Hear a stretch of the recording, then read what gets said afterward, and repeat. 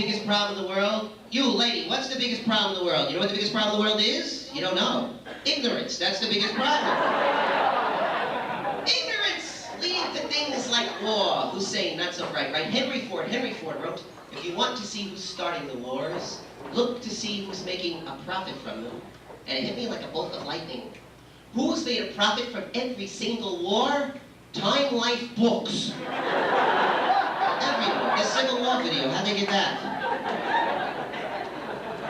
And then we have a hole in the ozone. Now at first, we were told the hole in the ozone, all we heard about the hole in the ozone was that it was from spray cans, right? That at first, that's all we knew. Now it's supposed to be hole in the ozone. Then PBS came out with a special telling us that the government didn't want us to know that the shuttle, among other things, has also been putting holes in the ozone. Which makes a lot of sense, because the space shuttle, this is thousands of tons of metal being blasted up through the ozone by thousands of gallons of rocket fuel. That has to do at least as much damage to the ozone as...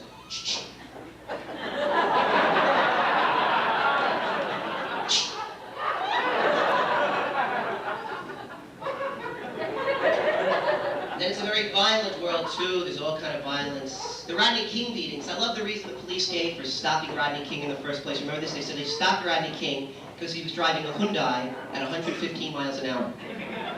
If that's the case, I think the police were kind of lenient. Because if you could get a Hyundai to go 115, you're a witch and should be burned. There's all kind of violence in the world. Gang violence, ethnic violence, religious violence. This makes no sense at all. Religious violence. We've had it forever. You know, like in the Middle East and Ireland. Remember those Irish Spring soap commercials? I'd like to see a more realistic version of these, something like this. Great shooting, Kevin. What I tell you, after all this hard work in slaughtering Protestants, you sure do build up a sweat. By the way, how did that bullet go through Sean? Clean as a whistle. But think about all the supposedly religious people spend all the time killing other religious people. You have the Sikhs versus the Hindus, you have the Buddhists and Hindus fighting. The Jews and Muslims are always fighting. The Shia Muslims versus Sunni Muslims. You know, you never see fighting atheists and agnostics. It'd be interesting to see, though, wouldn't it? Like Irish atheists versus Irish agnostics, you know? I got you, bloody non-believer! Of yours, you uncertain bastard!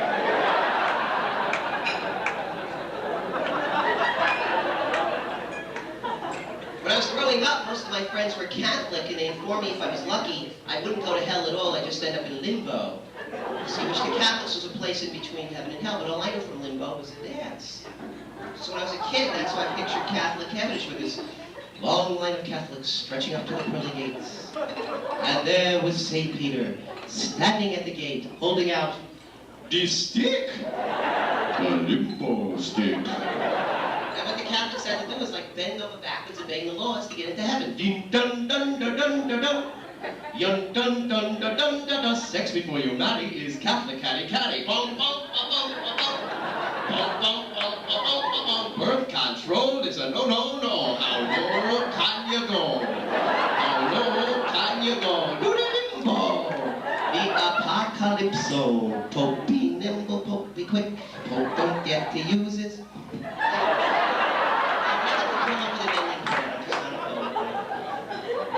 You know, I kind of hope you do have to get limbo to get into heaven, though, because I want to see the look on you Baptist faces when you find out to get in. You gotta dance. Gotta dance.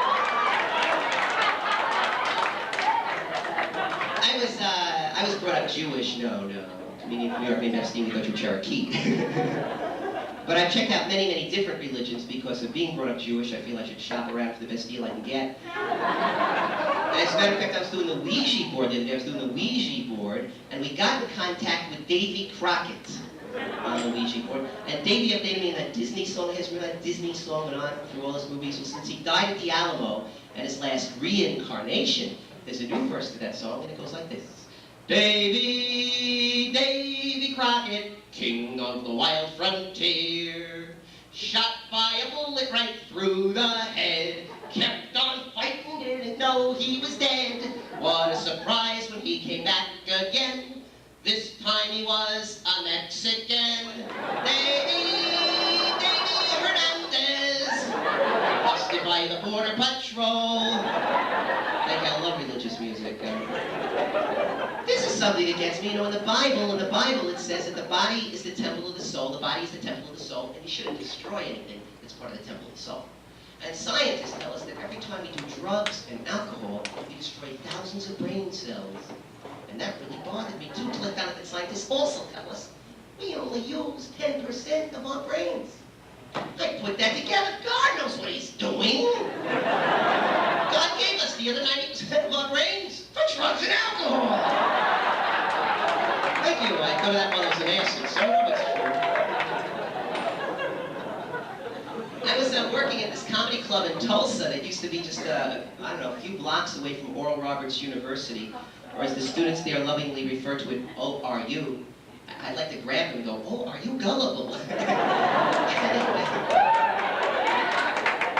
I'm walking across ORU campus, so not knowing where I am, and I see a bunch of guys jumping up and down like this. I figure, oh, it's a party. I go over there. One of these guys grabs a beer out of my hand. He goes, that's Satan! And back I am. I took it back and went, it's okay, it's Satan light. Better watch out or I'll baptize you. Speaking of Satan, you might be interested in this. I was on the front of a line at a grocery checkout about a month ago, and the headline of one of these, papers that you can always trust, the World News, it said, in big letters, Satan escapes from hell. So I'm reaching for this paper, and the grocery checkout guy gives me a standard, is everything all right today? I go, what do you think? He goes, paper or plastic? Asbestos, things you get hot around here. Security.